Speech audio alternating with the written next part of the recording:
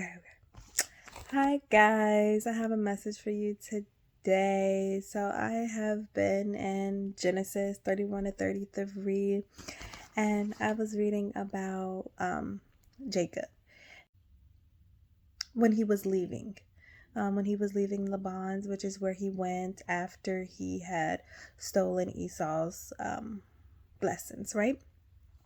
And so after when it was time for him to leave from there, it says in Genesis 31 and 12 and 13 that God visited him, and he was like, I have seen all that Laban has been doing unto you. Like, we know that his countenance was changed towards him, so he wasn't looking at him the same way.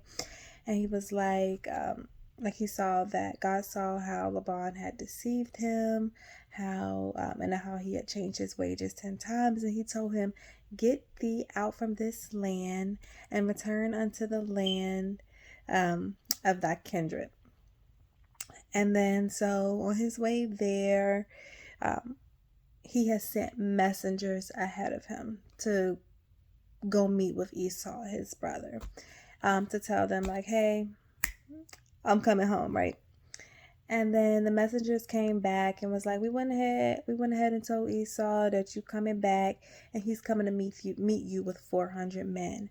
Now, when he heard that he was meeting him with 400 men, Jacob got afraid, because Jacob's like, this man had vowed to kill me. Because of things that he had done to him. He had his birthright. Well, he didn't steal it. He had tricked him into giving him his birthright. And then on top of that, he had stole his blessings. Esau was not going to accept him. He was scared that Esau was coming back to kill him. And so he prayed to God. He was like, and when he opened up his prayer, like he basically put God in remembrance of everything that he said. He was like, basically like, God of my father, like, you told me to return into my country, into thy kindred, and you will deal well with me. And he was like, and you said that you will surely do me good and make my seed as the sand. And he's like, Esau coming out. And so Jacob has sent away a bunch of cattle, right? A bunch of goats and fowls and asses and camels and all of that, ahead of him as gifts to Esau. So that, hoping, hey, let me send him this, let me give him these gifts, let me do this, and then maybe that'll, appease him. Maybe that'll calm him down. Maybe he won't be mad at me no more. Maybe he won't want to kill me when he sees me. And so he sent that away. He sent his family ahead of him and all of that. Left wrestling with himself, basically, because he's scared that I did all of this. This man is coming to kill me with these men. And we already know that we already know God told him, like, no, I'm going to deal well with you. I'm sending you back. I'm not going to send you back to this land. I'm not going to send you back to this land if it's evil towards you, if it's going to cause you your life, because we already know that he has the blessings of Abraham on him, right?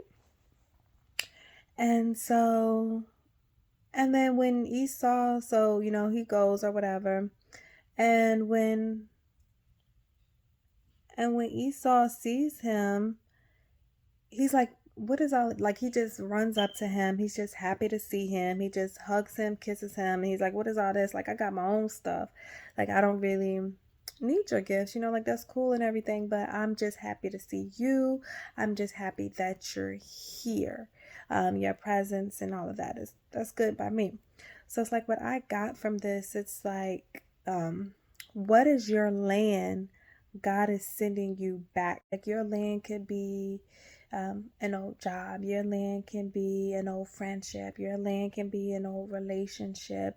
Your land can even be, just going back around your family. Like, your land could be anything that God is sending you back to, right? And you're like, well, I wasn't really the best person in that situation. I don't know if they're going to accept me.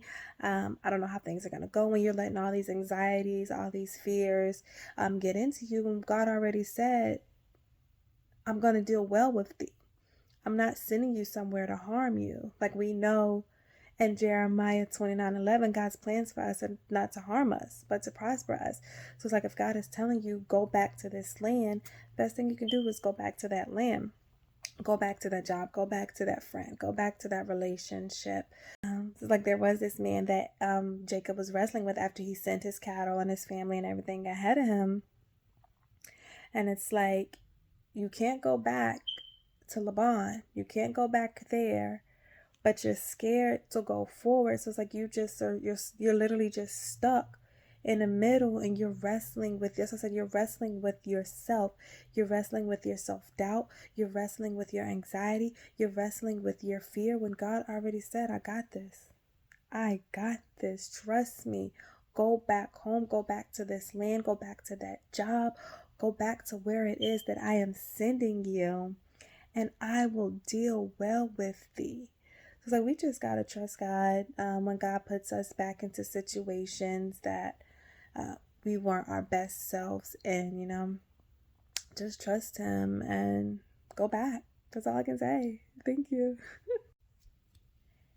And look, I had stopped the other recording and I was like, oh, I got to put this in there. This is just too good not to put in there. So we know, like, with the wrestle that Jacob was having, after that, God changed his name. He's like, your name no longer Jacob. We're going to change your name to Israel, right? And with that fight, it seems like Jacob won. He's like, he got his blessing, which is what he wanted. But when I looked up what Israel meant, it means God prevails. So it's like, at the end of this, we already know God wins. Like, when God says something, it is what it is. God can't lose. Like, how many times has God ever lost? Not once. So it's like, yeah, that's all. Thank you.